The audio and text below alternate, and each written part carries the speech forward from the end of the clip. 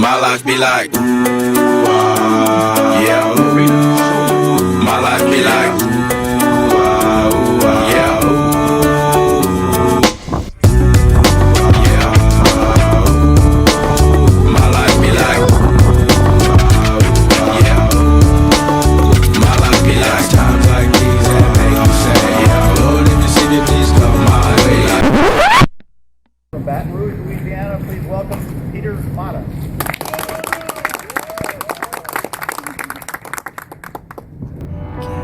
My life be like times like these that make you say, yeah. Lord, if you see me, please come my way. Like leaving breadcrumbs for when I stray. Yeah, I'm sacrificing the price you pay. Like living like a fingertip. Sometimes I fall, I slip. Yeah, my heart feels I need more like you. Try not to quantify with the things I like. Be like times like these that make you say, yeah. Lord, if you see me, please come my way. Like leaving breadcrumbs for when I stray. Yeah, I'm sacrificing the price you pay. Like living like a fingertip. Sometimes I fall, I slip. Yeah, my heart feels I need more like you. Welcome everyone. This is episode 1, season 1 of the Anaks featuring Peter Mata and myself, Ryan Rama. I'd like to welcome you guys into the podcast. Peter, how you doing? I'm doing good, Ryan. How are you? Good. Hello everyone. Greetings everyone. Hope this finds you well. We're here with the Anaks Podcast. It's our first installment, as I just mentioned. We're just going to give you a little rundown of what you can expect from this podcast as well as podcasts to come. Peter, I'd like to give you the floor. I'd like to introduce yourself and let the audience know what they can expect from you. Absolutely. Well, it's your boys, or better yet, your Anaks, Ryan Rama, Peter Mata, coming to you with quality content, mostly about sports, movies, music, entertainment, even some life lessons if you're into that sort of thing.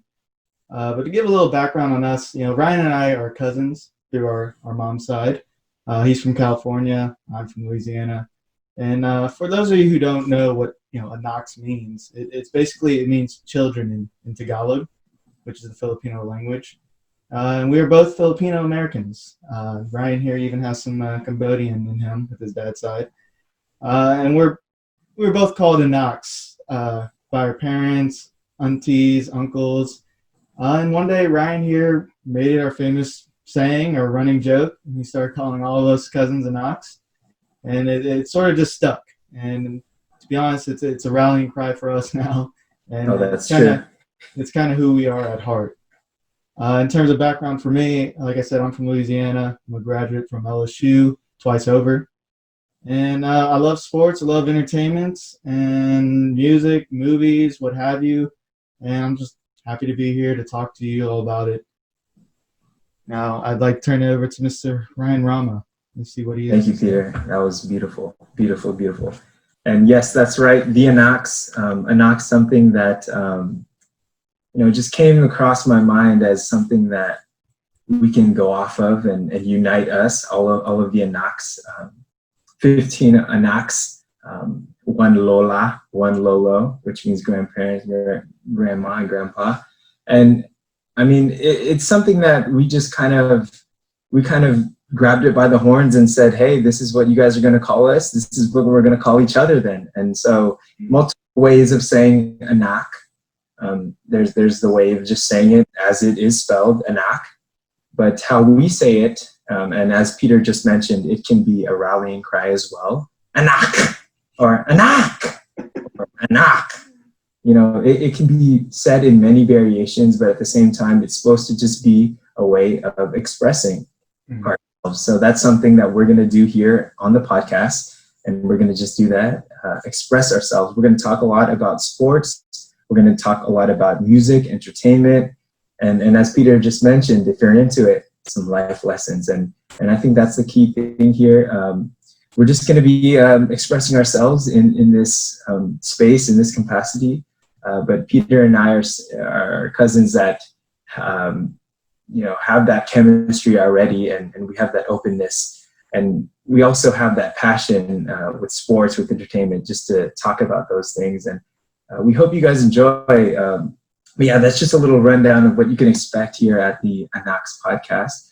Today's episode, our first installment, is going to feature a recap of some of the sports in 2020, some of the stuff that went down in 2020 as far as the sports world is concerned. It's going to go over, unfortunately, the passing of Kobe Bryant, Laker legend and just legend overall.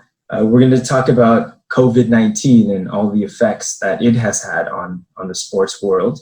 We're going to go over some of the stuff, some of the sporting events that has happened and transpired during COVID, and where we can see sports taking off post-COVID. And then some of the other stuff we're going to get into, life lessons, all of that stuff is always going to be included throughout our conversation. But I know Peter is excited. I am ecstatic. I'm ready to go. Peter, you ready?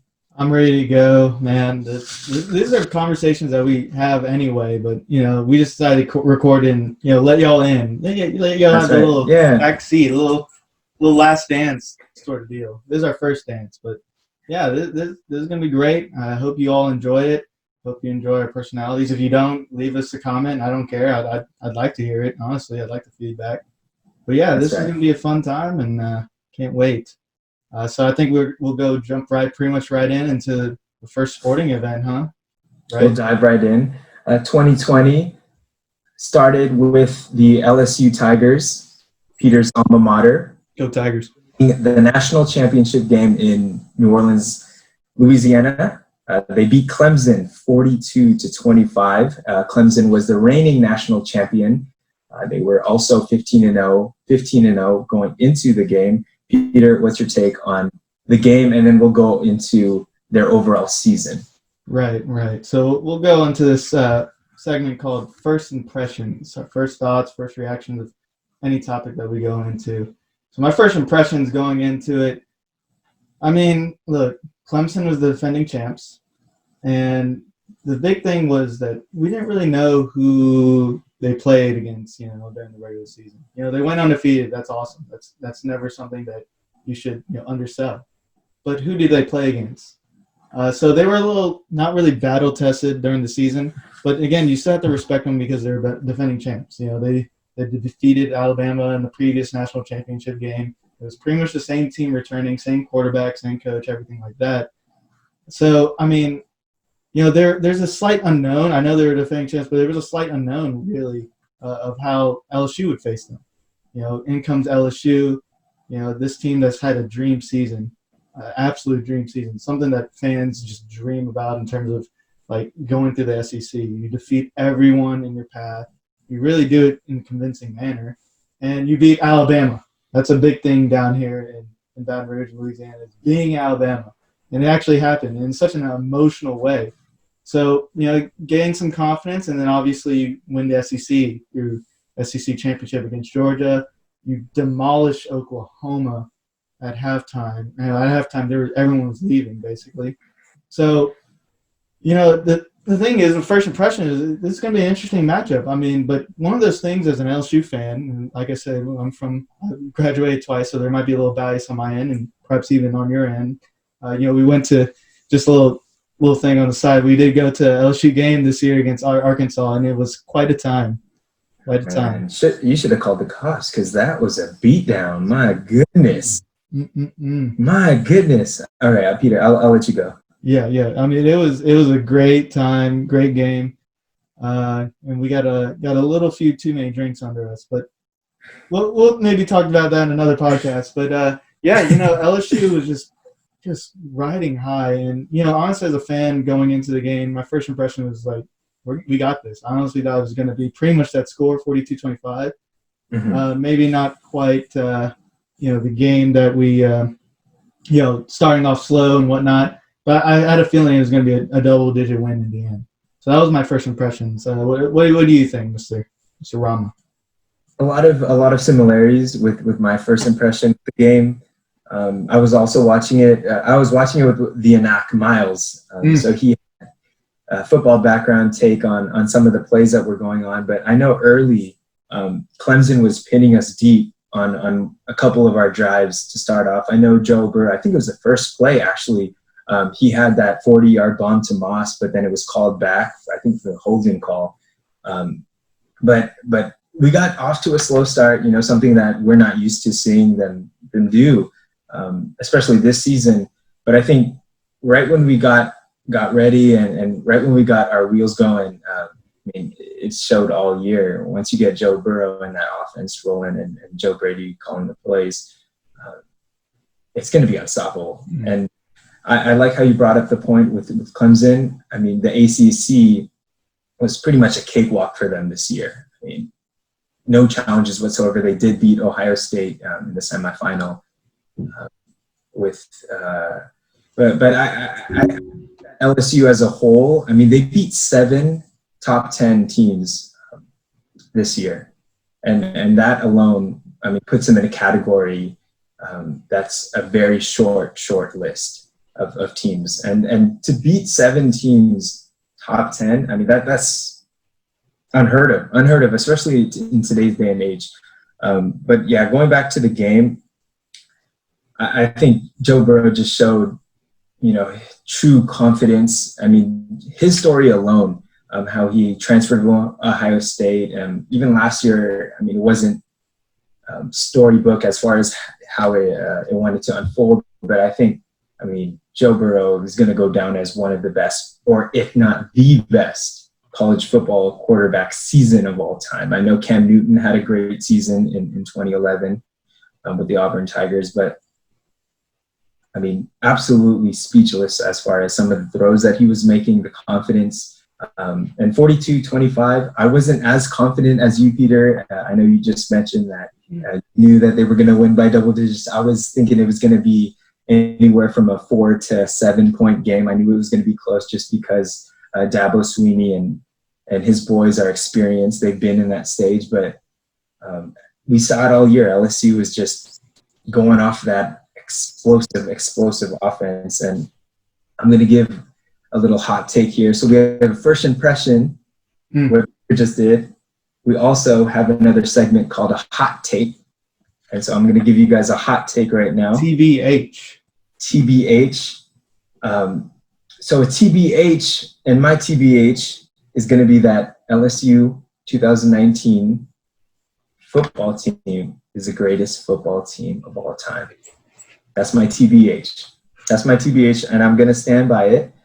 10 years from now, we can look back and say, oh, I made a little bit of a reach there.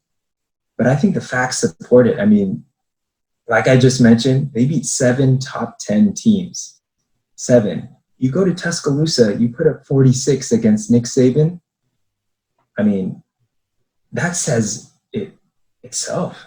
And as much as I and you share an LSU bias, I think I'm saying this subjectively, but at the same time with some reasoning. I think that when it's all said and done, this team is the best and greatest team of all time. Any I think it is a hot take, and I probably agree with this is probably my TBH segment as well for me, that they are indeed the greatest team, college football team of all time. And like you said, you stated the 7 teams that they beat. They went to Alabama and beat them. I think one of the awesome stats that they had was the top 4, the preseason rankings. They beat all 4 of the preseason top 4. All four, man. I just – and I get the argument, though. We'll acknowledge the other side. We have to. Yeah, sure. That perhaps it's just – in terms of accomplishments, maybe the greatest team with the team with the greatest accomplishments, basically. They beat, like as we said, top 7 teams, the best 4, the preseason top 4. They ran through it undefeated. Sure, we get that. But then we also look at, and we can't talk about it right now because in terms of the NFL right now, these players just got drafted. But perhaps the impact maybe later on we'll see a little bit more. They got 14 picks in the NFL draft. 14. That ties the record with Ohio State. I think it was like 2003 or something like that. 14 picks. So, I don't think maybe they were even the most talented LSU team that's ever had. But, man, the accomplishments are there. The production was there. They got the so-called talent against their competition, 14 draft picks. Man, I don't know how you can, I guess, argue in terms of how they can't be at least in the top 5 or whatever. But I mean, I think I agree with you. I think they're the greatest team of all time, greatest college football team of all time. And we laid out our facts. We hear you on the other side, and we hear you. But yeah, I think that's a hot take. That's probably not going to be too hot to people. I don't know. I think it'll be fine. But that's a nice TBH take to start off.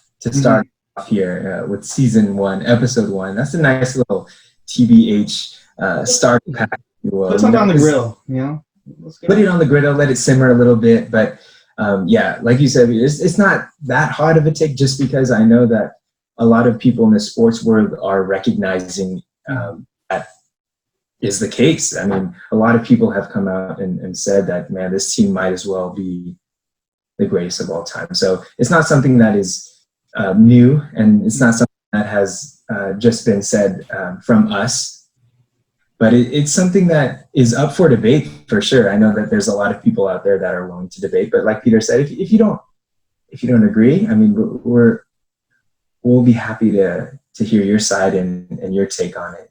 But for me and Peter, LSU 2019 to 20 college football, greatest of all time.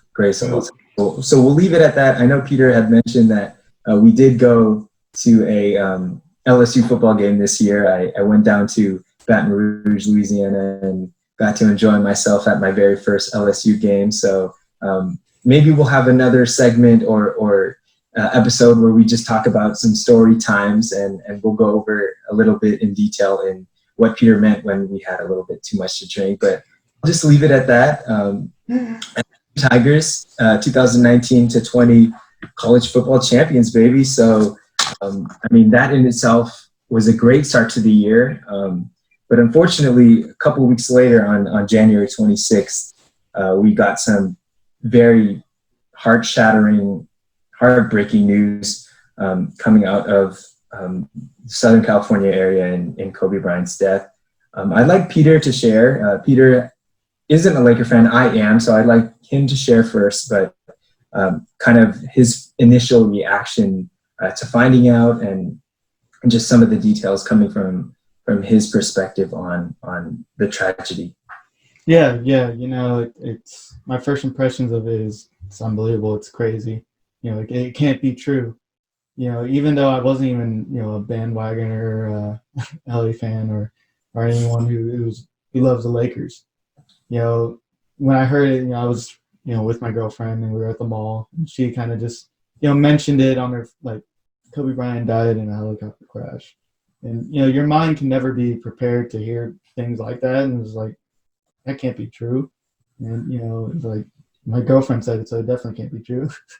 But no, yeah, the first impression is just like, man, like, really? No. So, I mean, I searched it, like, I took the next 30 minutes to an hour just, like, trying to confirm whether this is true or not. And, once I got the news, it was just like, wow, that's insane. Because the day before that, LeBron James had just passed him on, I think, the points list. And he was literally just talking about Kobe as if he had been, like, passed away or anything like that. And he was giving him those props. So I was just like, no, that doesn't happen. This isn't true. And, when I was trying to search also about the information, I wanted to see exactly who else was in the helicopter crash. And, at first, we didn't know the information. At first, sometimes I heard that his whole family was in it or all his children were in it, which would have been just completely awful, even more so awful. And I heard that, his daughter, Gianna Bryant, as well as, 7 other people were in it. It just continued the heartbreak. I mean, this man, even though I wasn't a Laker fan, like I said, it's just like, I mean, this is a legend of sport. At first I didn't really like Kobe when he first came to the league. I was more of a Shaq guy on that side. But as he grew through his career, I began to respect him, and especially liked him and thought he was very good for the NBA and for basketball and stuff. And then as I saw him, grow after his career, and continue to grow the game and everything like that, and grow with Gianna. He was teaching Gianna how to play, how to be Mambasita, Yeah. that mentality. And it was just I can't believe it. I can't believe it was true that he's gone. And it's just one of those things you're never prepared to hear. And it was so funny. Like, I was literally watching Kobe Bryant, something like he was meeting like Sidney Crawford. It was something on YouTube. It was literally like not even a week before that. I was just like viewing things because I'm always interested in seeing what Kobe has to say about things, or just seeing him doing things. He's just an interesting guy to follow. And I even remember watching a clip recently too about how he was talking about death and everything. He said, someone asked him, "What do you think happens when we die?" He's like, "I don't know. We'll see when we see." So it's so insane to think that that actually happened. And my heart goes out to the Bryant family and all those who passed during that. But yeah, those were definitely my first reactions coming out of it. Interested to hear yours. You were, this guy here, guys, he was wearing Kobe Bryant jerseys even during the Shaq days. He was on Kobe's bandwagon for sure, hard. And he's from LA, so it's natural. It's very natural, and Laker diehard. So I'm interested to hear what you have to say. Yeah, all my life, Kobe Bryant was someone that I idolized. I wore number 8 in pretty much all the sports that I played for Kobe, and because of how much I wanted to compete to the caliber that Kobe competed at. But yeah, the news. I worked the overnight shift the night prior to Kobe's passing, so I was asleep the time of Kobe's passing, and I woke up around 3 p.m., checked my phone, and I had, kid you not, 50 messages, various people just blowing up my line, 20 missed calls. The first message I check is a message from my sister. She had sent me a photo of me at the Lakers 2002 championship parade in LA. And I had asked for that photo in like December. So I was like, oh, why is she sending me this photo right now? Like, it's late. Like, I asked for this like a month ago. I totally forgot that I even asked for it. And, I'm half asleep still, and going into more of the messages, it just hit like a freight train. I didn't know how to react, to be honest, because like you said, it's tough to get a reaction right away with news that tragic and news that to that extent. I cried a lot. I turned on ESPN right away, and pretty much all of Instagram, everything was Kobe related by then, because it was 3 o'clock, and I had already learned everyone and all the people that were affected, unfortunately. And like you said, Peter, my heart and my prayers still go out to everyone that was affected by that tragedy. But yeah, everything was all settled out, because I know a lot of people, a lot of friends that I've talked to as well, when the news first broke, a lot of them were still trying to figure out the details, because a lot of it wasn't matching up with some of the other stuff they were seeing online. And so for me, it was a little different. All the news was there, and for me to kind of absorb, and it was so tough. Kobe is someone that, like I said, I idolized, and he is my GOAT. He's my greatest of all time. I understand why other people have their other GOATs, but I think especially growing up in Southern California and seeing his growth and his tenure with the Los Angeles Lakers, his 20 years, there's no other athlete that I can picture being my idol other than Kobe Bryant. So, his death was a very dark day, and it was a dark couple of weeks after that as well. It was tough to mourn. We had a passing in our family, one of our Anaks, Anak Christian, God rest his soul, which was also a tragic and unfortunate event. And so I noticed that a lot of the grieving process was similar to, some of the stuff that I had to go through when our Anak Christian passed away. Obviously, I don't know Kobe personally, and Christian was like a brother to us, so a little bit different. different context there, but I think as far as the tragedy and suddenness, the fact that it was so sudden and just uncalled for, we were able to grieve, and I was able to grieve a little bit similarly to Christian passed away. And it was tough, but I think the main takeaway for me, Peter, is that we have to carry on our lives, and honestly, as cliche as it is, we have to live for them. We have to take their passions and how they carry themselves, and although they're not here with us today, I think it's on us to carry that and push forward and build that through our personality and build that through our mentality. I know Mamba mentality skyrocketed after Kobe's passing, and a lot of people took that and said, I'm gonna have that same Mamba mentality and take on life. And I think that that's awesome, because that's a reason why I love Kobe so much, is because he had that Mamba mentality, if you will, in whatever you're gonna do, you're gonna go out and you're gonna absolutely try your ultimate best to be the best you can do via that, whatever it is. And so that's something that I love seeing, and that's a positive I can take away from it. And same with our not Christian.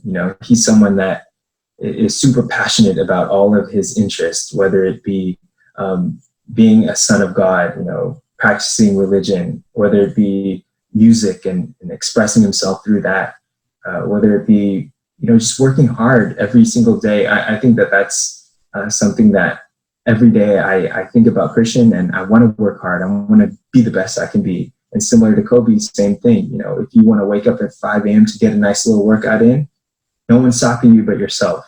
And so that's something that we have to take away. They're not here with us anymore. But at the same time, us living through them and for them, I mean, that's as close as it gets. And so it's definitely a touchy subject for me and for a lot of people I know. But that's something that we have to live by, especially right now. So Peter, anything else? I mean, amen. I'm emotional here. I'm sorry, I'm getting emotional. Man, you literally said it perfectly. One of the things I used to grieve is, just like you said, is to remember them and to live by the legacy that they put out on when they were here on earth with us. The Mamba mentality, never giving up and really persevering through everything that you go through. For our not Christian, our great cousin, he lived life to its fullest every day. And something that I've held to my heart every day since his passing is to do that. And then the same thing with Kobe, the message of being a Mamba, going out and being persevering through pain or whatever it is. The only thing that's stopping you is you. And you push through that, and you get that motivation to get up and really, for both of them, to live life to its fullest while we're here. And I think another great way to celebrate, to grieve them, is to celebrate their lives. So I think a great way to end this segment is to list out the top 3 moments from Kobe Bryant's career, life, anything. And top 3 moments. Yeah. Here we go. Coming from a diehard Kobe fan. Yeah, I'll let you get it. Go ahead, man. So we're gonna start off my 3rd favorite Kobe moment of all time. Personally, obviously, this is all personal. Please do not go to my comments or message me saying, "Oh, why is this your top 3 list?" This is all my personal 3 most memorable Kobe moments. This is to myself, and this is Peter's top 3 moments from Kobe that he will remember. Number 3, we'll start off number 3. I'm talking about April 13th, 2016, Kobe's final game. How much points did he hang? He hung up 60 points, 6-0 on his final game. I know he took like a gazillion shots. I know he never passes. Well, he never passed anyways. But 60 points on his final game. There was playoff implications prior to the game with Utah Jazz, the team that they were playing. Unfortunately, by the time the tip-off happened, Utah was already eliminated. So obviously the only thing riding on this game was Kobe's last game. So they had this televised on ESPN. I'm still a little salty though, because they had another game on ESPN that they were also hyping up, and that was Golden State's search for their 73rd win. So I'm still a little bit salty that ESPN had that on as well with Kobe's last game, but that's a topic for another day. Right now we're talking about Kobe. And number 3 for me, 60 points. He hung up 60 on him. And with those young Lakers, half of them aren't even on the team. Actually, all of them aren't even on the team now. But he hung up 60 points on him. I mean, that's just something. I was watching this because growing up as a Kobe fan, I'm like, man, I don't even know how I'm going to react to his last game, Peter. I'm like, I don't even know if I'm going to cry my eyes out. What am I going to do?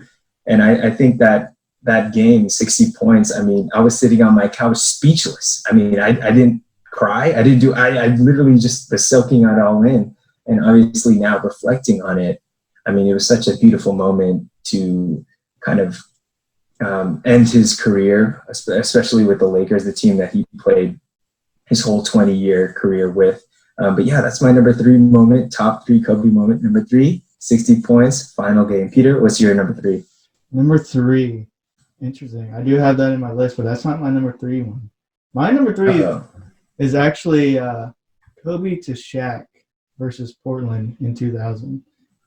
Yeah, you know what I'm saying? When Phil Jackson's about to just like, oh, y'all want to end up like this, down 17. You're like, and then Shaq and Kobe said no. Yeah, we're not ending like this.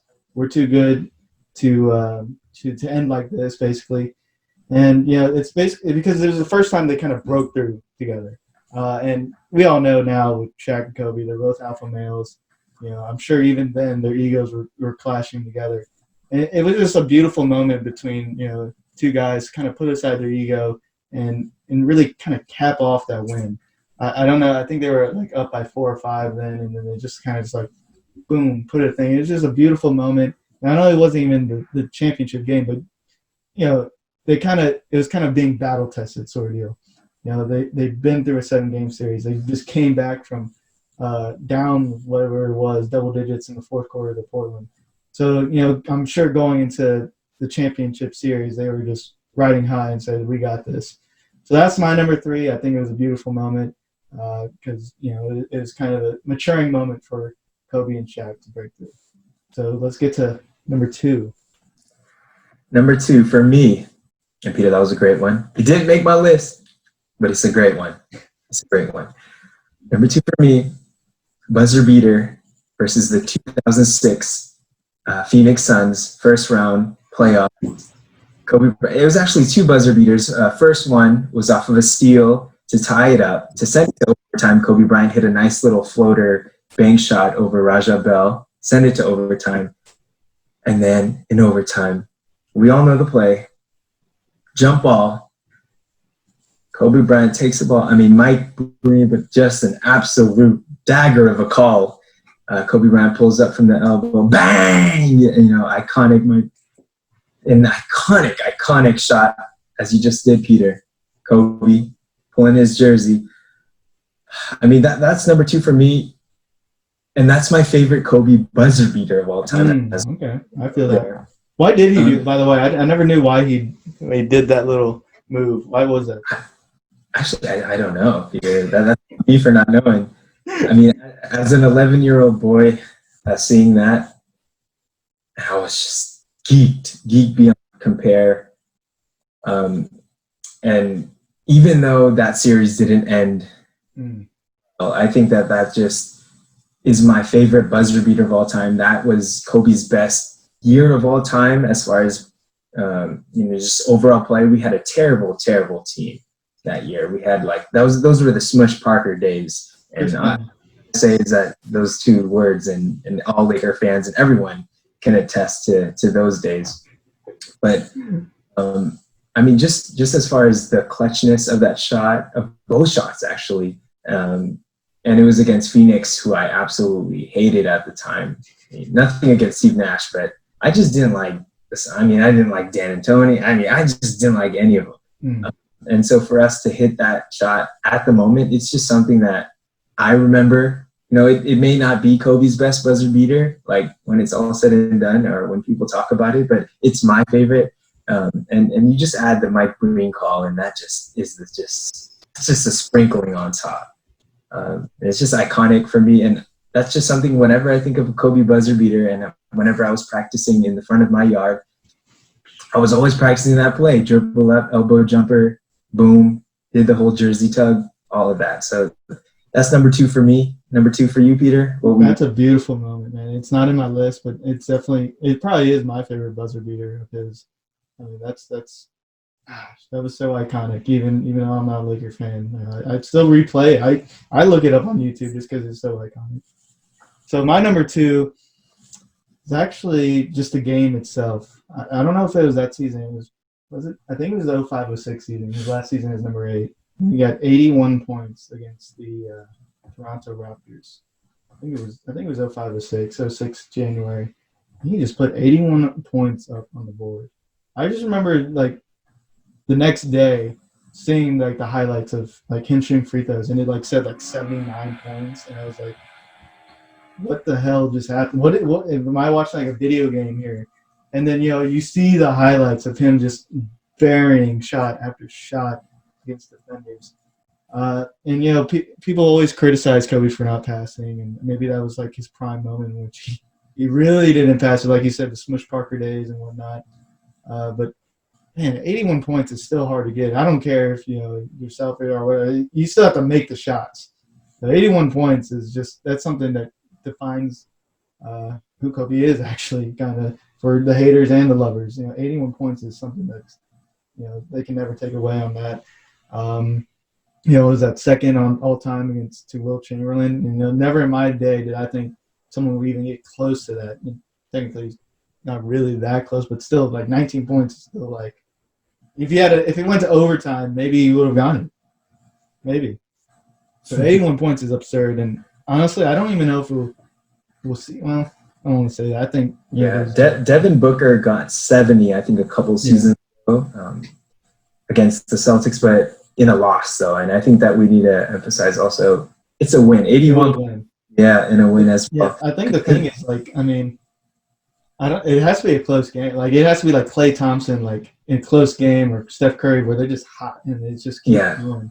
But I don't think we're going to see it. I don't think we're going to get this one. It's going to be awfully tough, and I think if we do see it, it's not going to be in a close game, and I think that's going to be a little bit detrimental to the meaning behind it, because I think, if Trae Young goes out and scores 90 points, but they lose by 30, I mean, it's garbage points, as they say. Yeah, garbage points, and that's a beautiful, iconic Kobe moment. I'm glad you brought it up. It actually it didn't make my list. Oh man! And let me give some reasoning why. I know all the Kobe fans out there are going to be mad at me for not putting it. But I'm going to be honest with everyone out there. I'm going to be honest with you, Peter.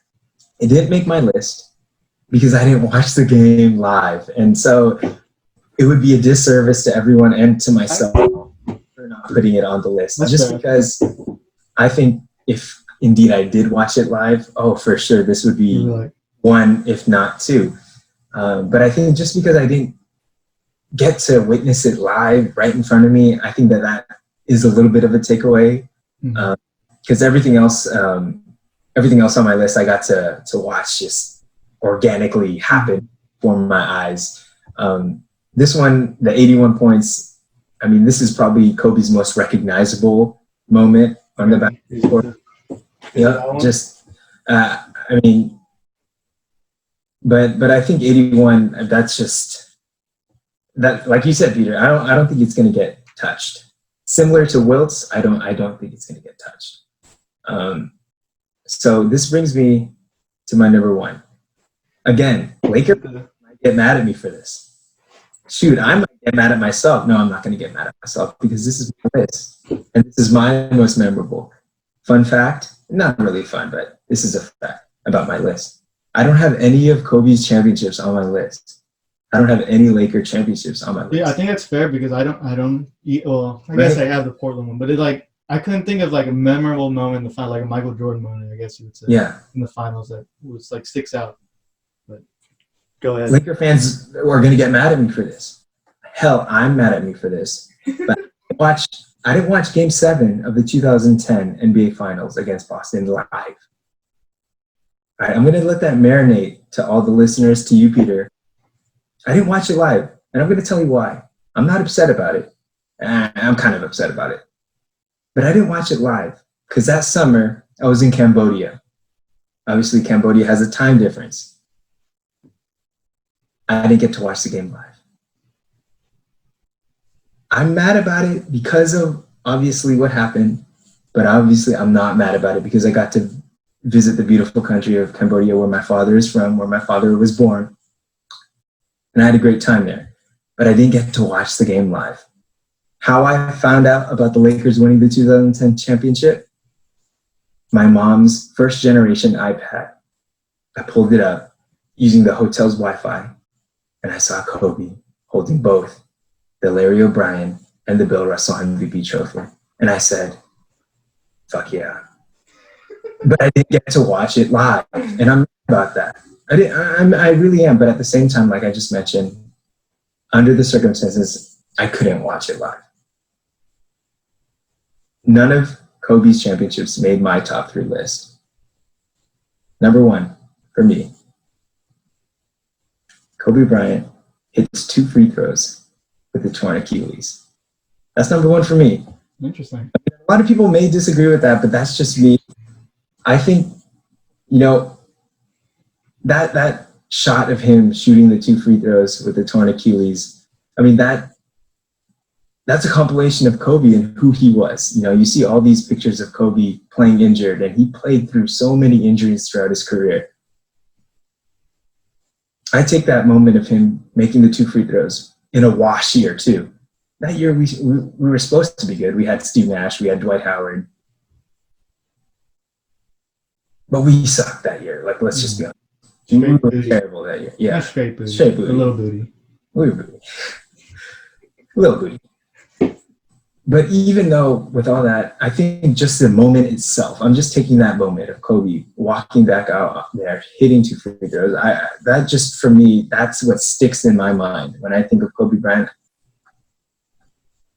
And that's my number 1. And it's up there, and there's a gap between number 1 and number 2, a severely large gap.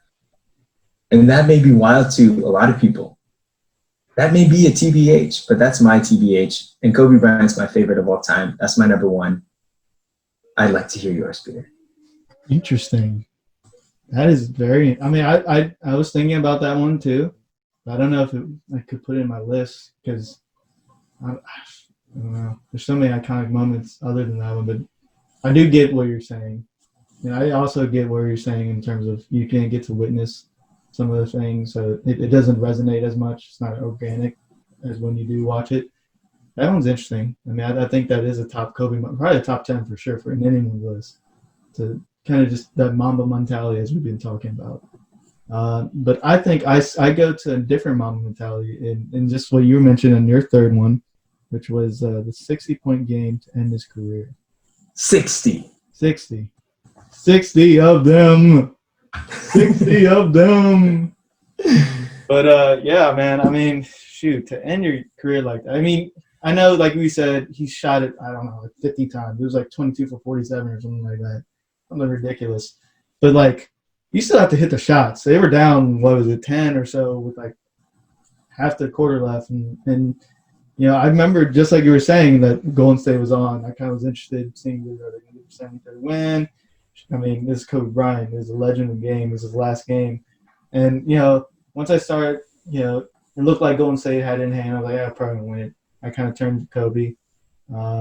And, shoot, man, he did not disappoint. Shot after shot. And I think it's just, like we've been talking about, organic reaction. You know, Mike Tirico and Hubie Brown were just going berserk as the announcers. It's like, oh, my. Oh, it was just like, it was pure elation. And it's one of those things that you love sports for, when a legend rises to the occasion. Now, I know the game didn't really mean much, but it did mean. I mean, it was his last game, last basketball game, and obviously now with everything that we know now, with his passing, that that's his last lasting legacy he leaves us in terms of basketball. It's just incredible, man. 60 points. He's probably injured too. That he probably didn't even say. He's probably nicked up. He's old. You know, he hasn't been playing great all season. And, you know, he's got all the eyeballs on him. Everyone knows this is his last game. You know, they've been doing it the whole last dance basically for him on that one, in that season. And for him to put up a performance like that is the Mamba mentality. That is the Mamba mentality. 60 of them. 60 of them. I mean, like you said, you got to make the shots. Right. It's tough to score 60 in 2K. That man did it in his last game. He was probably, gas tank was on E. Mm. And he did it with the dub. He secured the dub. Mm-hmm. And so, I mean, I'm not disputing that. Great top 3 list, especially coming from you, Peter, a non-Laker fan. I want to say thank you. Absolutely. Thank you for compiling this list together. Absolutely. Thank you. Thank you. Kobe's had so many great moments throughout his career. It's tough to dwindle it down and filter it down to top 3, but I mean, I think every single moment that we just listed out was just iconic on its own. So we'll segue in now. I think we need a commercial break real quick. Oh yeah, let's do it. Commercial break. This podcast is brought to you by, we don't have any sponsors yet.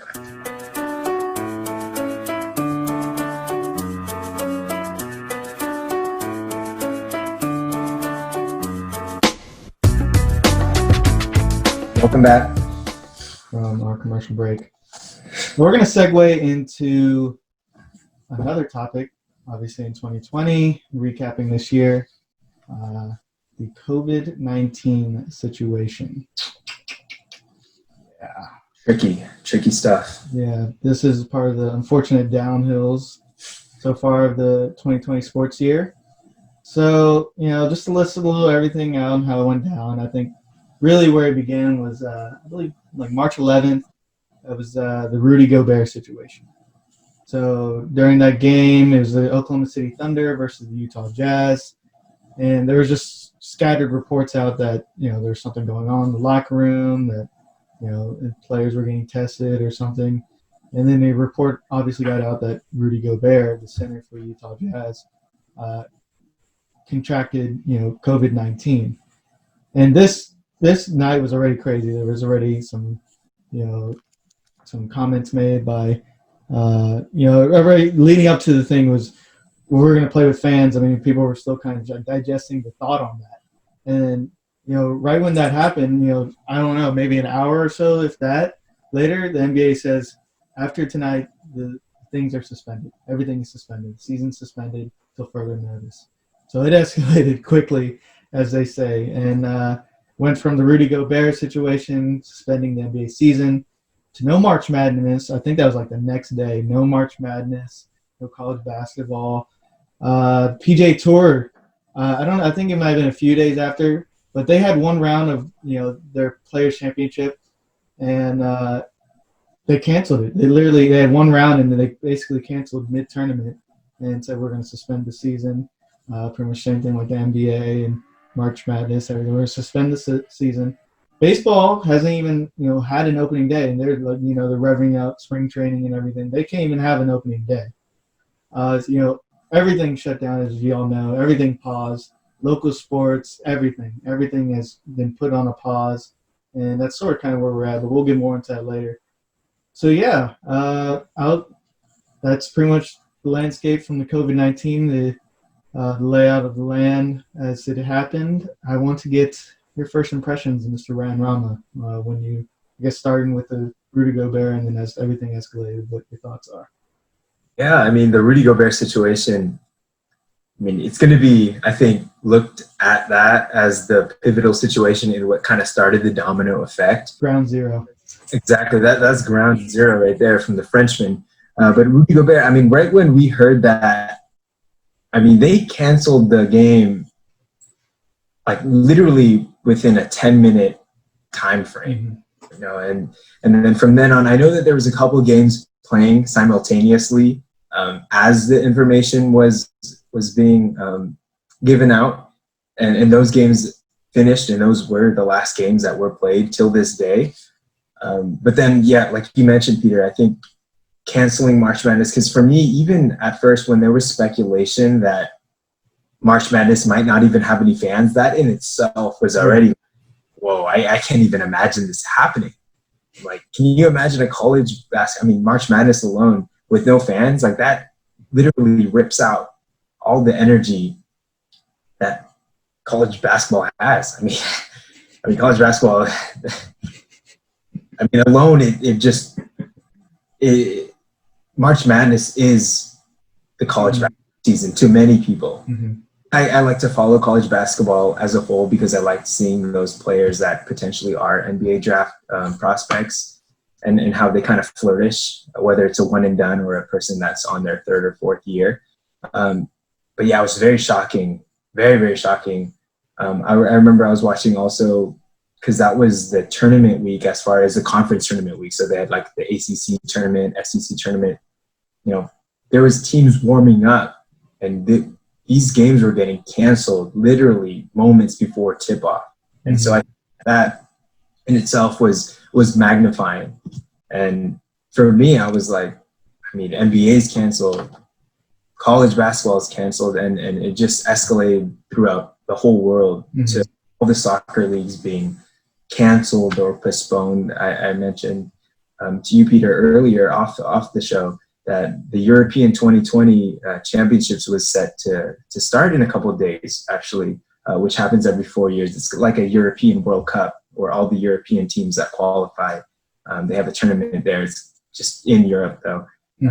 That's a big event. That's completely postponed until next year. So, I mean, everything's put on pause. Everything's put on hold. Obviously, now a couple months after, we're sitting now on June 4th, and we have some breaking news at least coming out NBA camp. I'm going to get into that a little bit later, but we'll speak on some of the sporting events that happened during this whole pandemic and all the cancellations and how these leagues were able to navigate around that. I know NFL had the draft to either decide on postponing, or they didn't really know what they were going to do with that. You know, obviously that's behind us. We'll go over into that. And then I know golf, they had some few events, some entertaining ones, as a matter of fact, with Tom Brady, Peyton Manning, Tiger Woods. The match. That was entertaining. We'll get into a little bit of that. But yeah, we're going to start off with the NFL and what they've been doing, maybe free agency news, talking about a little bit of that. What has happened from March 11th till now? Or we'll actually go back a little bit further before even COVID and talk about the Super Bowl. I haven't really touched on that. So, Peter, I'll have you start off on the Super Bowl this year, Kansas City Chiefs beating the 49ers, your reactions, a quick little reaction to that. Yeah, no, it was an interesting game to watch. It was good to see, I guess, two new teams, I guess, to the landscape. The Niners hadn't been there in a while. The Chiefs sure as hell hadn't been there in a long while. But, yeah, I kind of was a little jealous of the Niners. I don't know, the Niners I wasn't very impressed with all year. And I was kind of disappointed they end up getting there. And I thought the Chiefs would be a great matchup for them. I thought that, they'd be able to exploit them. But not the fact, early on, the Niners were holding their own. And it was looking a long time there that they had stifled, the Patrick Mahomes show and everything like that.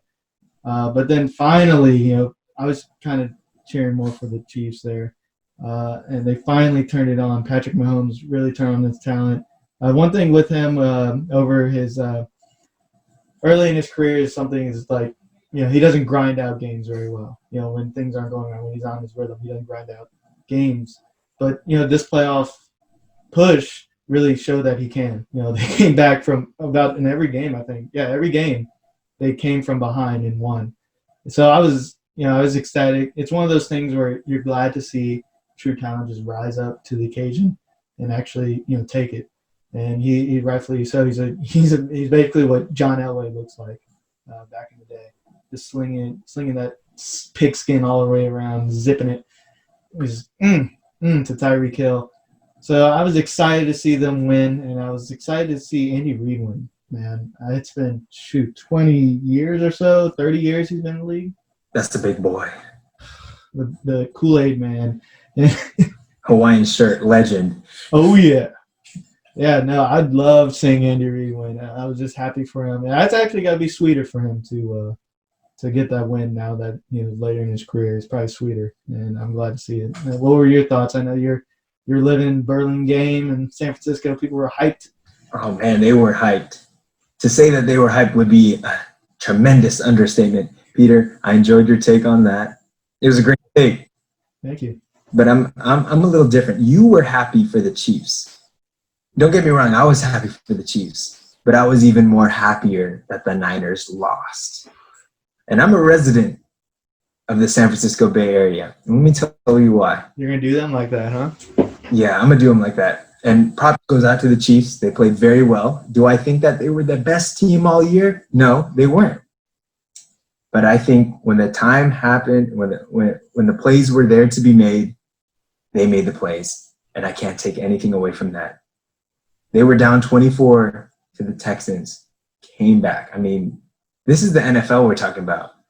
All right, we're not talking about no damn Pac-12 football game here. We're talking about the NFL. All right, but that's besides the point. Like I said, I was more happy that the Niners lost. Niners go up 10 in the Super Bowl. Patrick Mahomes throws a pick, and the bar that I was at goes wild. I mean, you would think that they had just won because there was people taking off their shirts, people throwing beer all around. I mean, they were playing Bang Bang Niner Gang. My ears have not fully recovered from that. Look up the song. If you don't know the song, I don't know that. I'm going to have to look this up. Look it up. Niner Gang. The artist is E40, but the song is Niner Gang. They were playing that. So my ears have not recovered from that. And they were going wild. And then obviously the rest is history. Patrick Mahomes shows true resilience. And like you said, he's not someone that has had too many memorable fourth quarter comebacks. I mean, we remember last year's AFC Championship game where there was plenty of occasions where they should have won that game. And the Patriots ended up obviously winning that. But I mean, throughout his short career so far, there hasn't been any notable games where he's really took the forefront and showed resilience when their team was dealt with adversity. So I think doing that in obviously the biggest game of his career to date, props to him. I'm going to give a short TBH. This isn't going to be a full TBH. It's going to be a short one. All right. And this is unbiased. I think that Patrick Mahomes will win 5 Super Bowls when it's all said and done. So he's won 1 so far, right? He's going to win 4 more Super Bowls when it's all said and done. That's my TBH, and I'm going to stick with it, but it's a short little TBH. It's just to get your knees a little weak. Not too weak, but just a little weak. All right, so that's my short TBH, especially on the topic. Props again to the Chiefs, but the Niners, yes, like I said, I live in the Bay Area, but I was exuberant when the Niners lost, just because I have to deal with all these Niner fans all day and long at work, just talking about how their team is so great. And don't get me wrong, they had a good year. They had a good year. Definitely better than expectation, but at the same time, it didn't warrant the amount of shit talking that was coming out of some people's mouths here in the Bay Area. So definitely, I think the Chiefs deserve to win. I'm happy for Andy Reid. As you mentioned, he's someone that's been in the league so long. And it's good to see people like that. I mean, Andy Reid's just a mastermind as well. Mm-hmm. Definitely get what he deserves, and that's a Super Bowl championship. But yeah, that's my take on the Super Bowl. We'll kind of segue into free agency and the draft right now. The big news was Tom Brady deciding to leave Foxborough after his 80-year career with the Patriots, and go down to Tampa Bay, Florida, the same division as our Saints, and play a year with Chris Godwin, Mike Evans. Oh, he had to bring down Gronkowski. Of course. And they still have O.J. Howard, and they still have great as tight ends. I mean, my goodness, Peter, what's your take on that? TB to TB. I like what Peyton Manning said during the match about Tom Brady. Gronk will just do whatever you say. You know, Gronk go wrestle, Gronk go sit out for a year. I think that was perfect. But man, yeah, that I didn't see it. It's similar to, you know, Jordan going to the Wizards. It's going to be weird seeing him in that jersey. I might just go buy a Tom Brady Tampa Bay jersey, even though I'm a Saints fan. Or I mean, I'd like to have a Jordan Wizards jersey. It's just one of those weird things in sports. But obviously, I think he wants to prove a point that separate from Belichick that he can play. And my always thing has been, and they're probably actually going to have similar records. They're probably going to go 10-6. They're probably going to win a playoff game each, both of them. My thing is that when they're together, it's that Belichick carved out a system that brings winning, consistent winning, consistency. And then Tom Brady pushes it over the edge of that clutchness. You know, he performs under pressure greatly, and he gets the job done. And, you know, he is a damn good quarterback too. But I don't know if he's necessarily even greatest of all time. I won't go I made a little bit of a hot take there. I don't think he's the greatest of all time. No TBH take just yet from you, Peter. We'll discuss these about probably a podcast on quarterbacks. You said too. But that's a little hot take on that one, a little TBH. But yeah, man, it's interesting going to Tampa Bay. He's going to play, like we said. I'm from Louisiana, so I'm a Saints fan. Ryan here loves the Saints too. Who dat? Yes, sir. Our family, when they came over from Asia, kind of, you know, settled in New Orleans. So that's part of the reason why we love it. But yeah, no, it'll be interesting watching the games. I guess Tampa Bay. It's interesting he chose that. I guess it was a good Bruce Arians, a veteran coach. Like you said, all the talent around, pretty solid defense. One thing with Tampa Bay is they've always had the talent. It's just they kind of lack that maturity and that leadership, and maybe Tom Brady can bring that. I was kind of on the Jameis Winston bandwagon a little bit, but he just never produced the goods at the end of the day. And I'm interested to see what he does with the Saints. If he even stays with us more than a year. And speaking of the Saints, I guess we can just jump right into some of the other free agent news. Teddy Bridgewater had a great 5 games for us last year. Leaves for Carolina. Rightfully so. He's definitely earned his spot as a starting quarterback in this league to get that next shot. We re-signed Taysom Hill. We picked up Emmanuel Sanders from the aforementioned Niners. E-Man. Yes, sir. And we picked up Jameis Winston. And we cut Larry Warford, who was a Pro Bowl guard. And we'll get into probably the draft a little bit more. I think those are all good signings, solid transactions. We're not going to get too much into everything that's going on, but there's going to be some locker room issues that the Saints are going to have to deal with. Some locker room talk that's going to have to go on for things to settle. But it'll be interesting. I think all those transactions have been great. Interested to hear your thoughts before we move on to the draft and everything. Yeah, the big one right there is E-Man. I think that. It showed last year that Mike Thomas, as great of a receiver as he is, we need a number 2. We needed a solid, consistent number 2. And I think that's what we're getting out of Emmanuel. He has already proven to be an NFL vet. He knows pretty much how to carry himself in the NFL. He knows how to put up those numbers, and I think that's what he's going to do.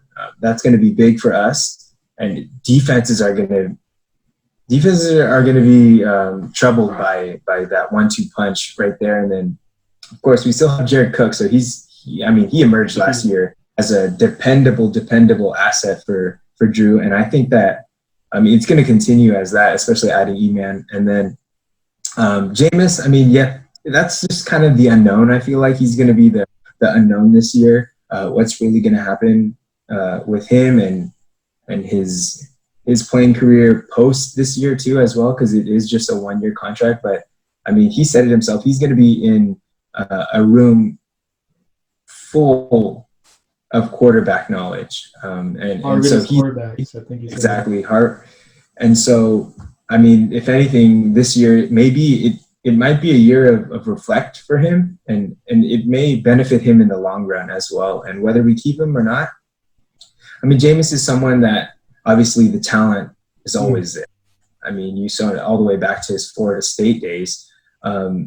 And Tampa Bay, he's shown glimpses of what he can be capable of doing. Obviously, he's a turnover machine, though. I mean, last year he had, 30 interceptions, something along that. But, I mean, he's still someone that can be capable of producing, especially if he has those right mentors with him. So that's going to be interesting. But, yeah, notable takeaway for myself, is going to be E-Man Sanders. I mean, someone that definitely – the Niner fans that I'm close with, they were hyped up when they got him last year, and he showed a tremendous asset in their Super Bowl run. I'm equally as excited to have him paired alongside Michael Thomas. But yeah, the draft, we'll segue into the draft now, and the virtual draft it was. First time ever NFL did a draft all virtual. To be honest, I think they did an excellent job. Peter, what's your on the draft? Yeah, my first impressions was like, this is going to be kind of weird. I don't know. I mean, obviously coronavirus, people keep saying the new normal and everything.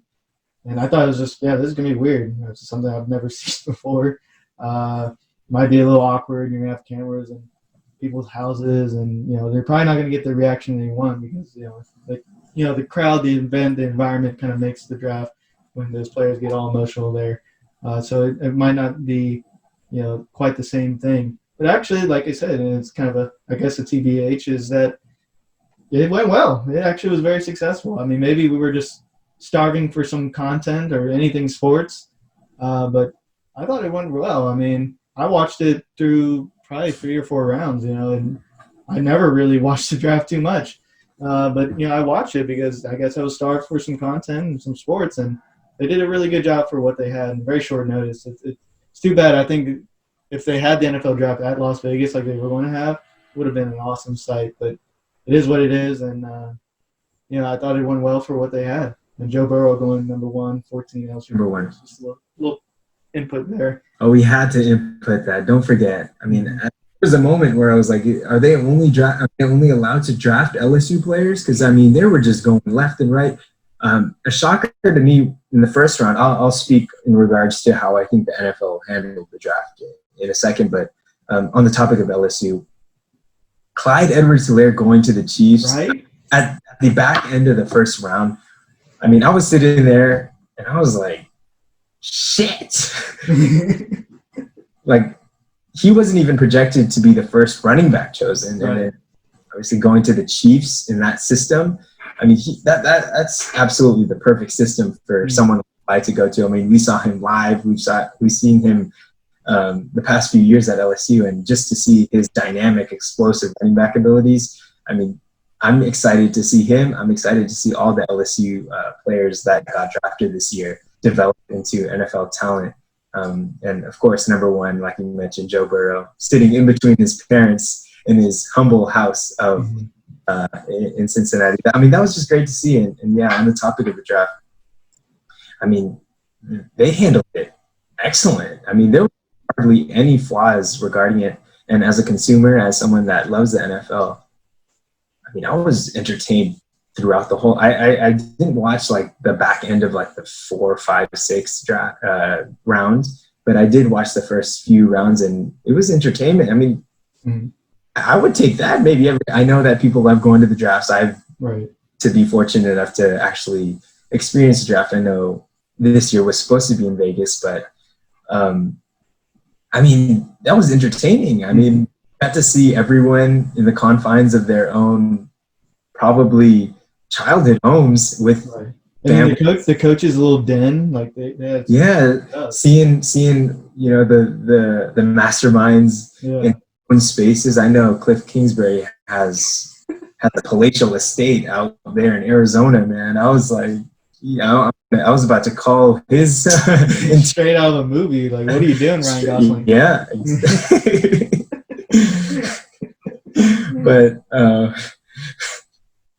But yeah, it was a fun couple of days, especially how deprived we were of anything sports and anything live. as a matter of fact, during what was going on at that moment in time. But yeah, Saints, let's go over quickly. I just want your quick takes on their draft picks. With their first draft pick, they drafted the center, Cesar Ruiz, out of Michigan. So that was the 24th overall.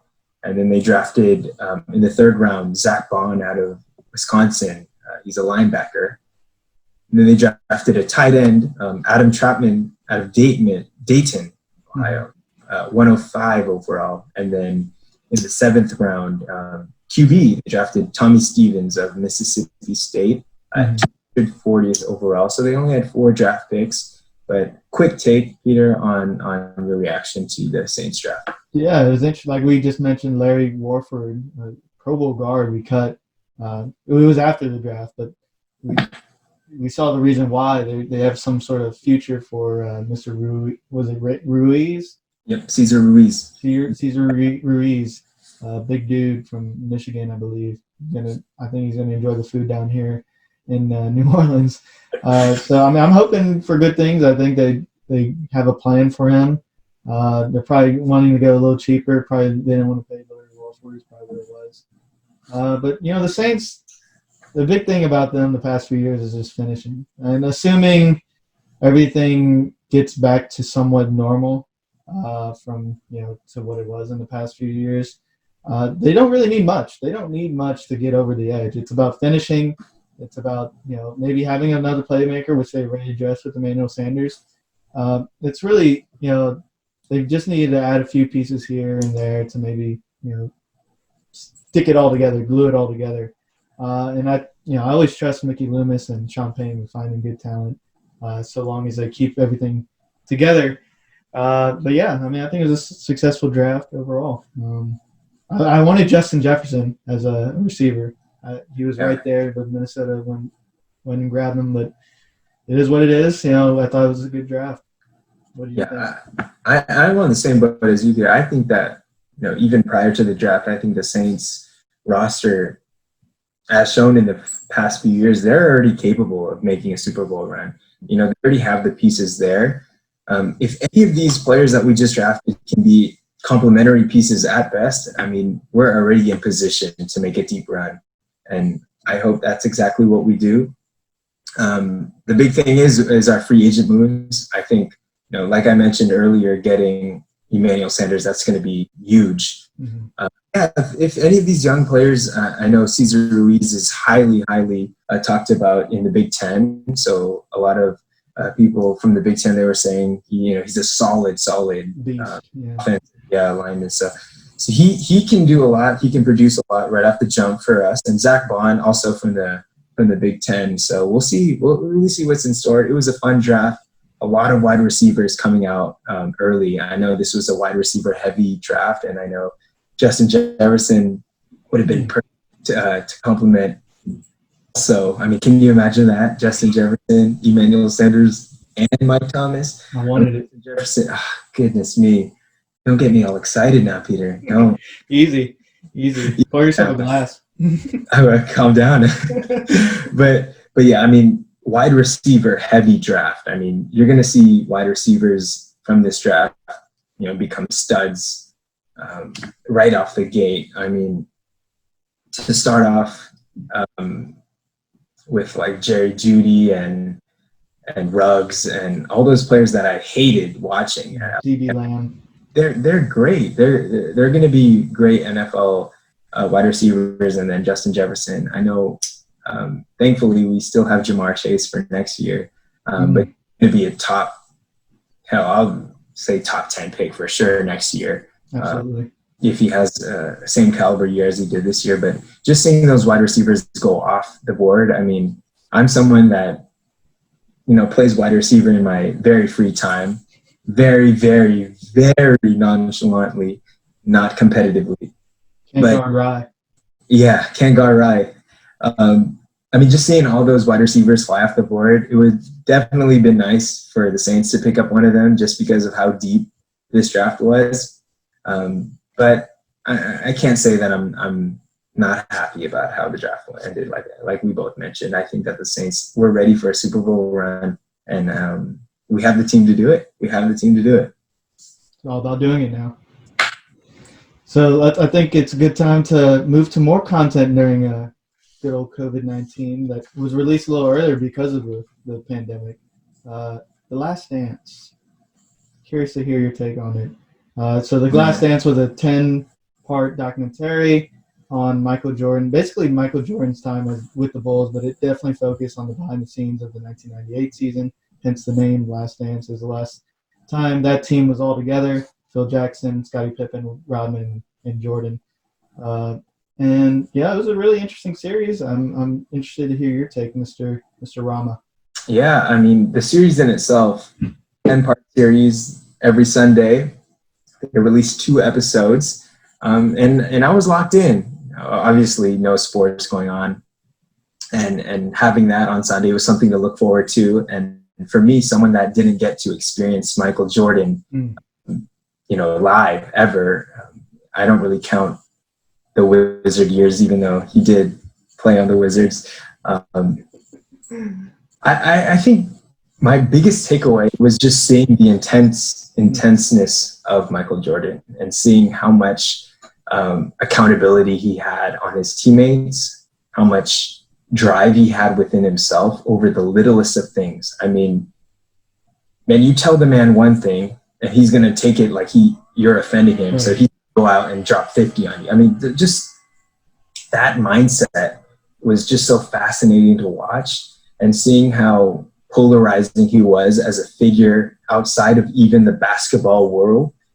I mean, it was just something that at the time seemed like he was God. It seemed like he was Jesus. Like Jesus, as called by many. And I think that for me, looking at this documentary and soaking it all in, it was amazing to see someone capture the whole world how Michael Jordan did. I mean, every single move, everyone wanted to see what he was going to do.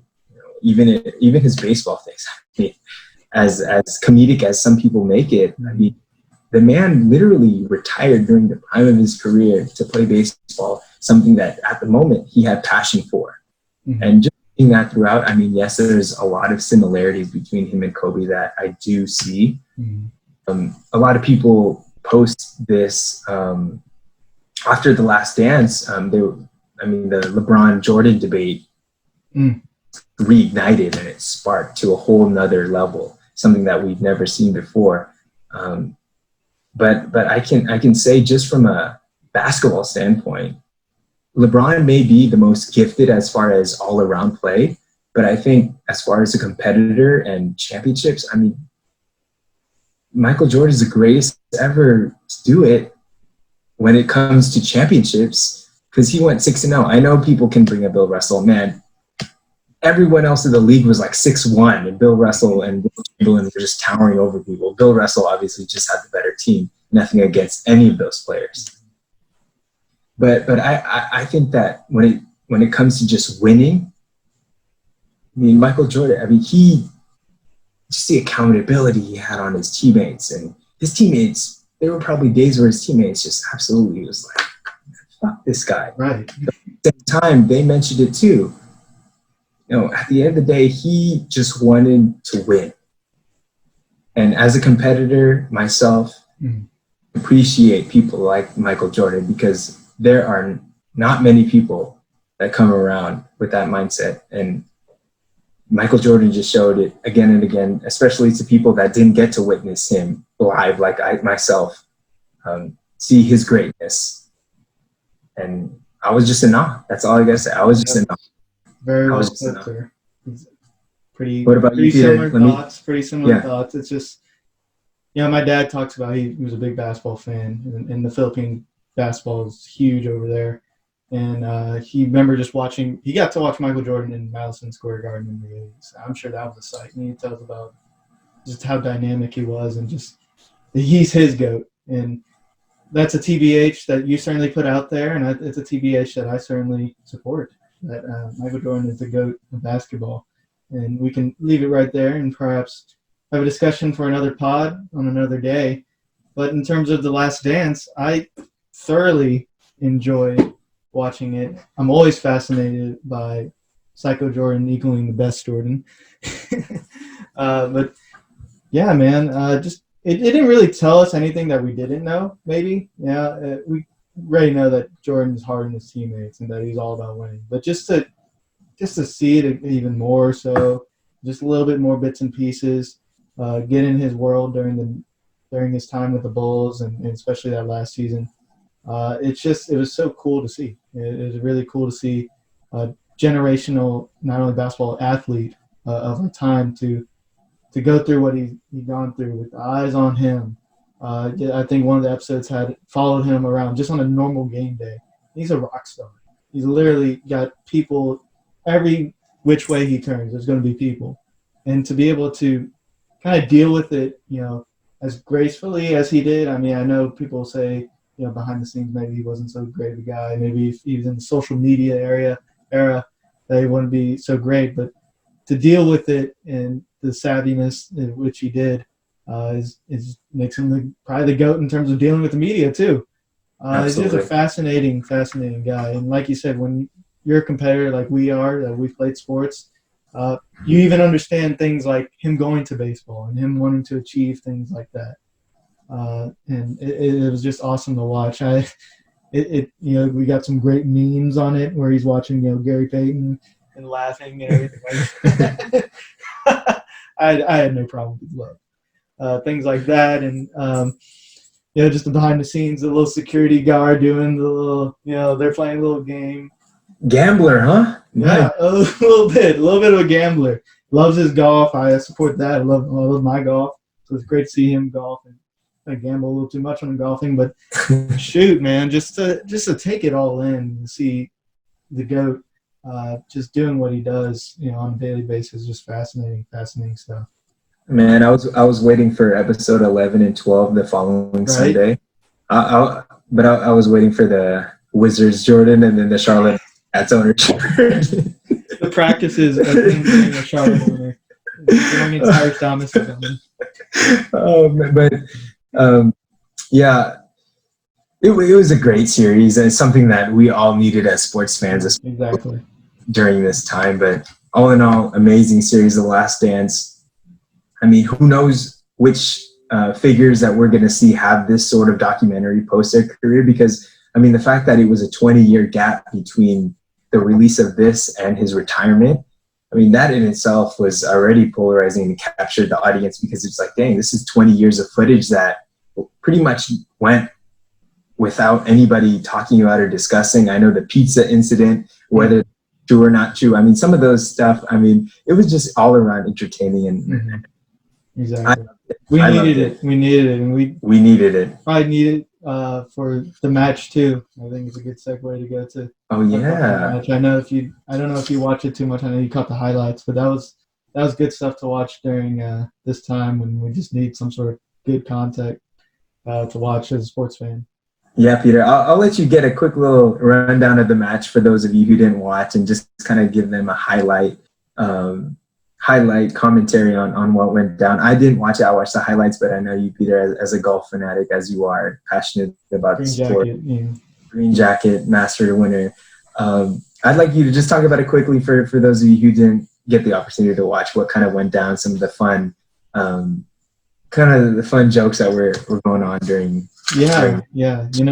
So they had the match before in 2018, November, with Tiger and Phil. It went okay. Could have went better. I'm glad they kind of improved on it. So they added Peyton Manning and Tom Brady to the mix. So it was Peyton Manning, Tiger Woods versus Phil Mickelson and Tom Brady. And they had a little modified format in terms of how they did the team play. But the golden parts really were the not only the competition just to see sports, but the banter between everyone. Even just like riding around in the carts, getting it, just like be in the carts with them as they told stories.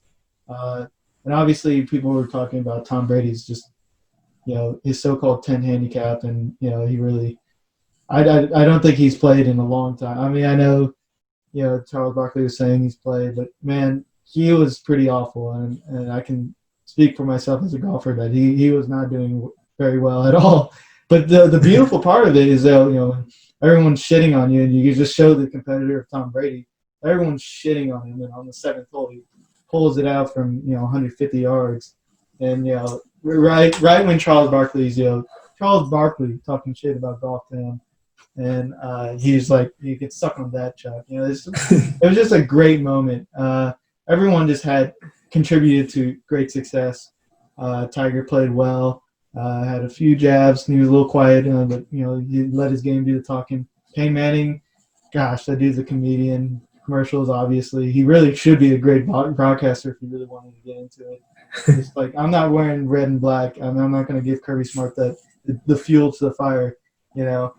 Just great commentary.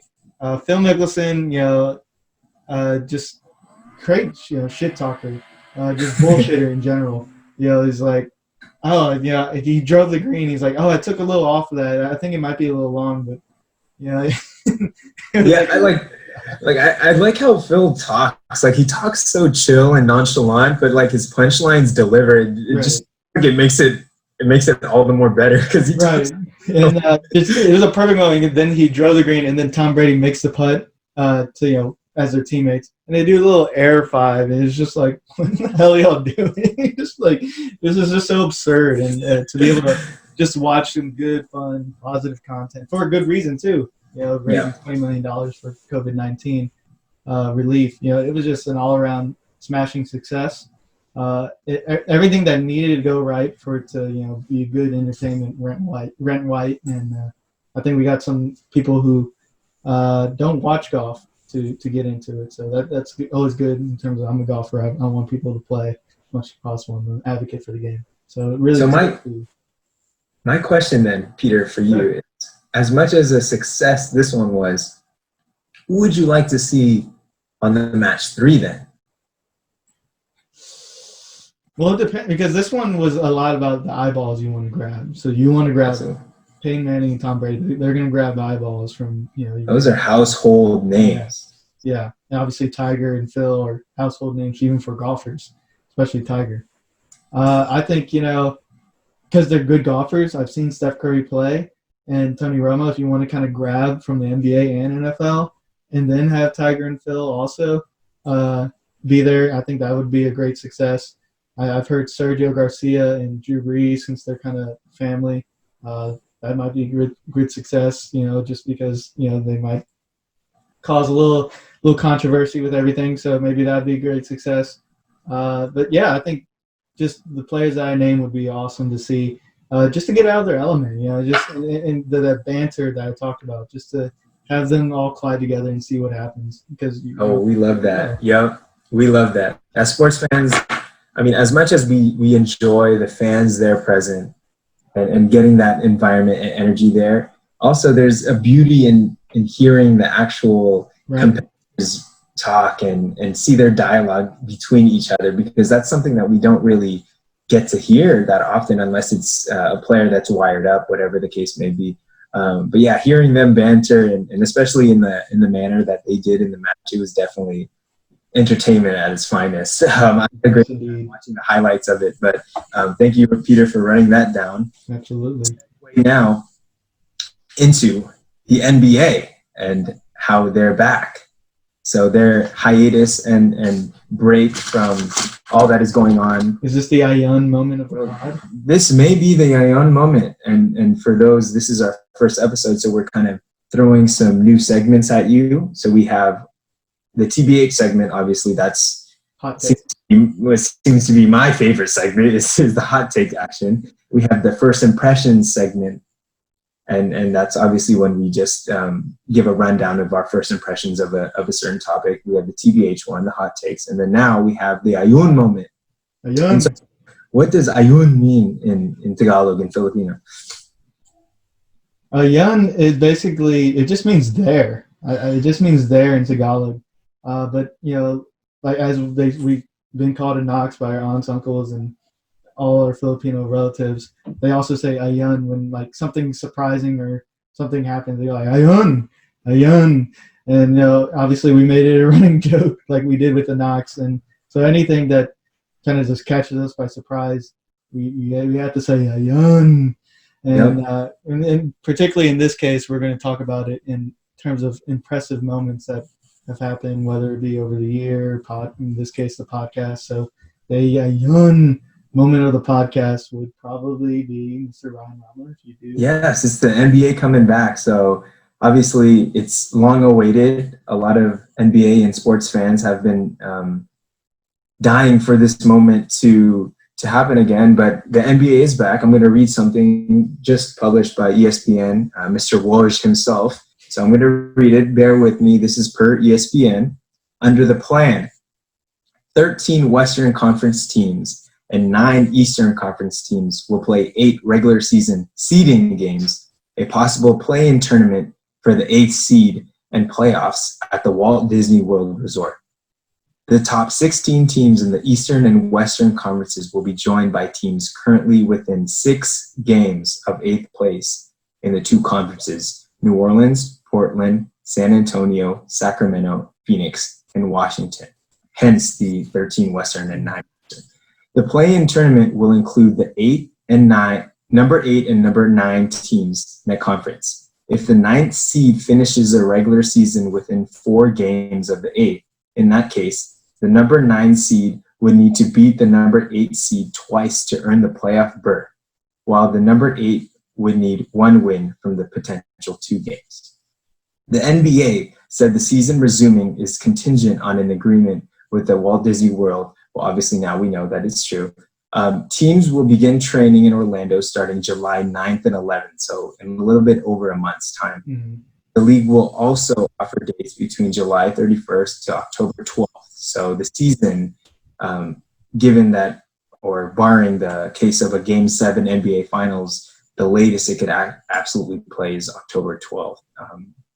But outside of that, the regular season will extend 16 days with 5 to 6 games per day. There'll be 4 hours between games to obviously clean and sanitize the areas. And then, like I said, the NBA Finals format is expected to include games every other day. So interesting stuff. ESPN could have made it a little bit less confusing. I mean, we're here and we have NBA back. And what we do know, and what I can take away from that, Peter, is that NBA is back. We have a little tournament, if you will, beginning where not all the teams will be invited in the NBA, only the teams that were in contention, if you will. But, I mean, NBA is back and basketball's back. It's going to be played at the Walt Disney World, all the games. So that's going to be definitely interesting to see how they're going to do that. They didn't mention anything about fans. I want to say that there's not going to be fans. Yeah, it's going to be in a bubble probably. Yeah, it's going to be in a bubble. But yeah, any initial Ayun reaction to that, Peter? Ayun is that I'm glad it's back. I'm glad that we're going to get some sports. Obviously, safety first, as everything calms down with everything going on.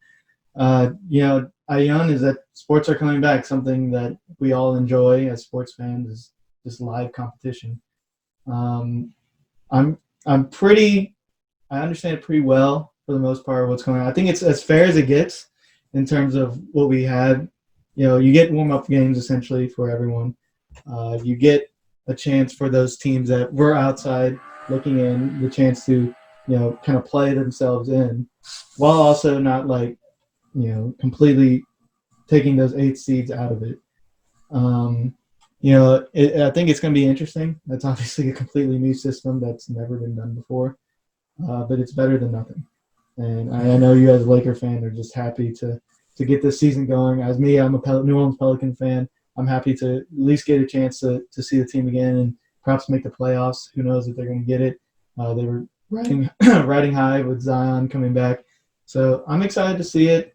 The only thing I think I was confused about was why is there, again, 13 teams from the West and 9 teams from the East coming? Is it because are they doing a 16 seed once playoff teams are settled, or what's So what I understood from that is I believe that there's still going to be conferences, so that's going to be still under the same format as far as playoff seeding when it comes to conferences.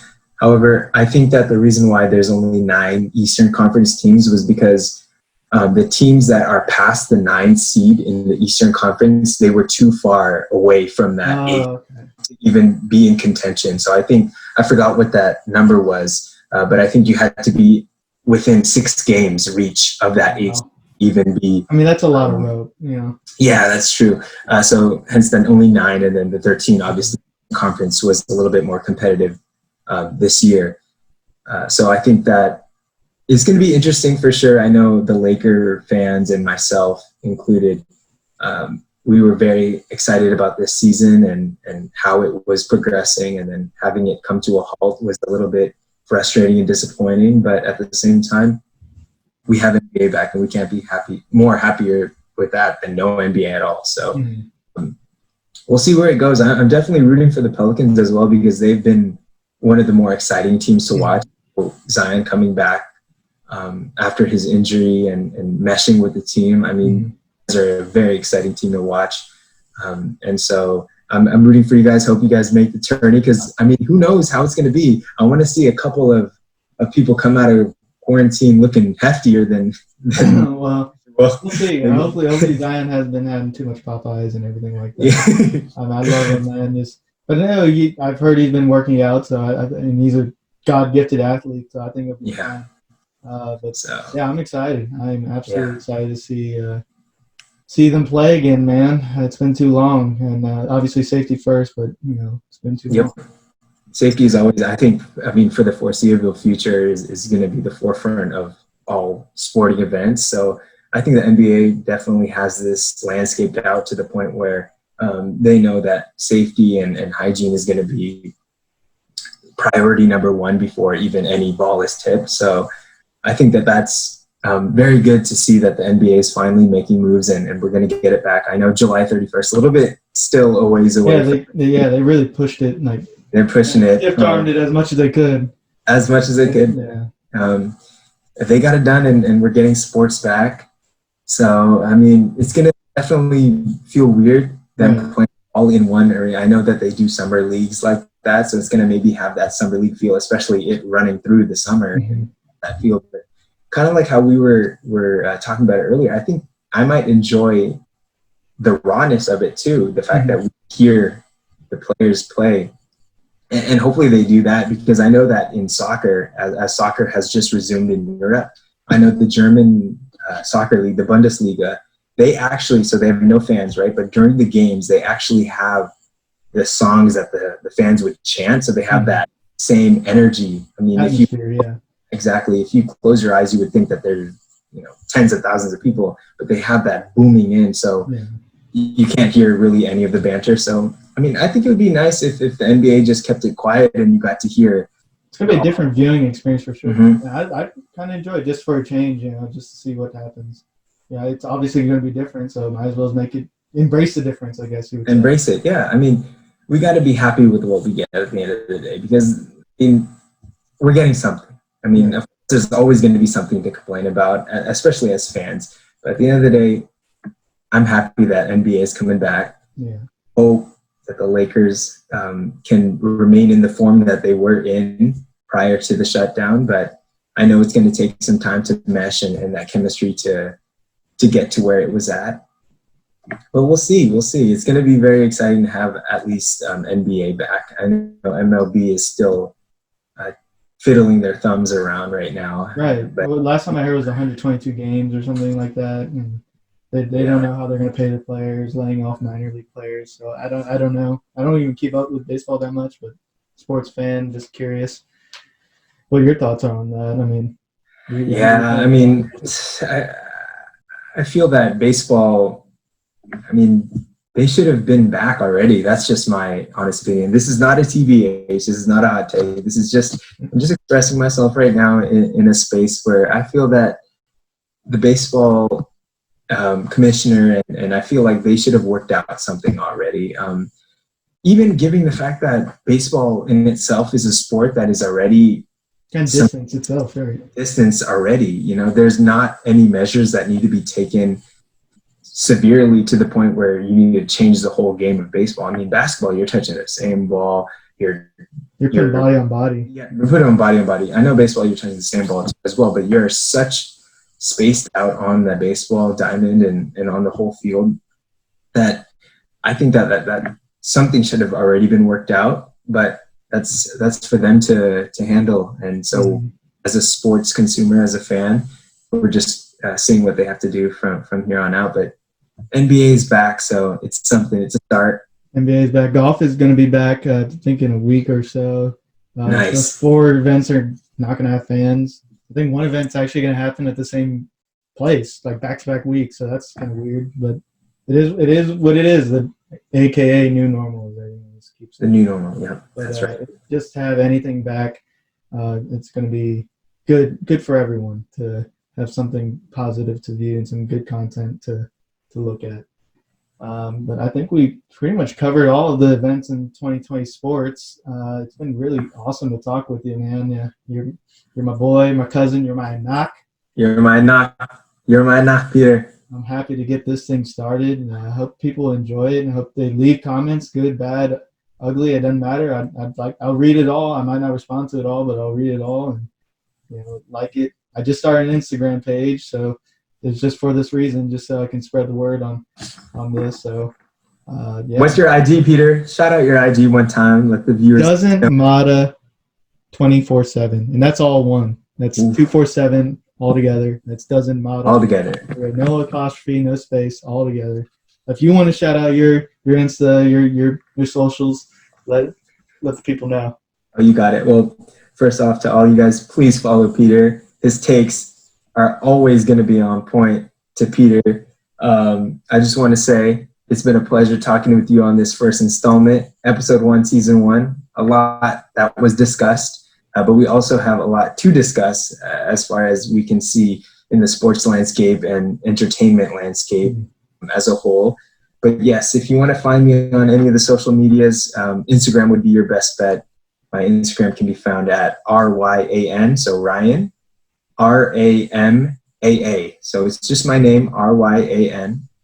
My last name, RAMA, with another A at the end. So it's 2 A's at the final Rama. So we'll put this in the description too. Yeah, we'll put this in the description as well. But I want to thank everyone who's tuned in. If you tuned in for the entire podcast, God bless you. I appreciate that. those are true fans. The true fans right there.